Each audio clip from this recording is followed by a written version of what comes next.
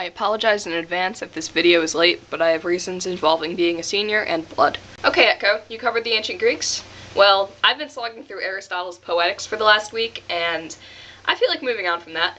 So I am going to one-up you and cover the Renaissance. So the Renaissance occurred in Italy in the late 15th century, and the reason for that is that Italy is a peninsula sticking out right into the Mediterranean Sea, where you can access Europe and Africa and the Middle East. So you have all of these things convening in one place. Also, Italy was the central location of the Roman Empire, which took everything from the Greeks and made it its own. So it had all of the statues and the buildings just sitting around it that reminded people of the ancient Greeks and the Enlightenment that occurred there. Now in the Middle Ages there was a thing called the Crusades, which was pretty much the Pope saying, okay, we need people, good Christian soldiers, to go take back good Christian land from people who are not good and Christian. So when these soldiers went over to the Middle East, they saw things that they didn't have in Europe, such as like the spices, different styles of buildings, different clothing, and all of the learning that was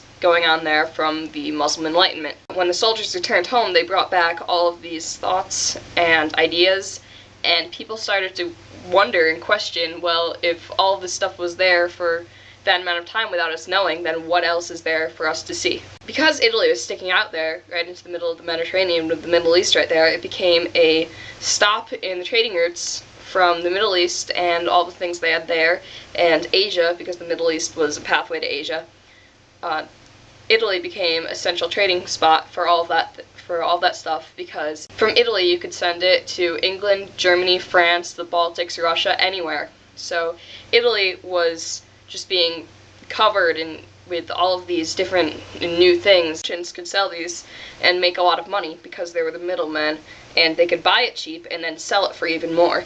So a strong merchant class arose, and they had enough money that they wanted to be fancy. And so they commissioned all of these great artists to create works of art for them, and it was at this time that the Pope decided that he wanted to redecorate the Vatican as well, because he was rich. This was the time of very rich popes, and so he was able to commission all of these artists and support them in their works. So that led to art being able to rise to the levels that it did. Now, as we know, history is really hard to divide into different eras because there are all these things that are associated with one era hanging into the other, and different areas of the world have different things occurring at different times. But we generally say that the Renaissance is the start of the modern world, or at least that's what the American public school system says. But I found that generally it's a pretty good division, because while the Renaissance may not have opened the doors to government for everyone like Athens did, and the situation of the common person was generally the same as it was 100 years ago, it did start a lot of customs that we now have. The Medicis were one of the powerful banking families that arose in Florence due to all the trading, and because they had that money, they held the power in Florence, all the rest of Italy, some of the Germanic states, and even France for a while because they had the money. The artists only reached fame when they were alive because they had powerful people supporting them, and they could pay for the works of art that they had.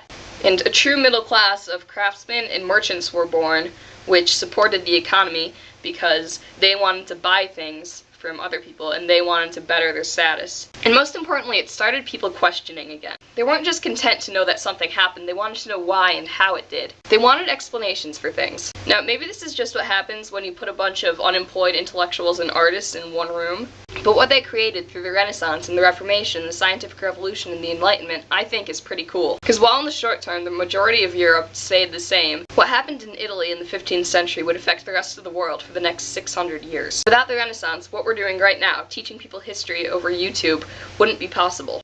Echo, I will see you next week.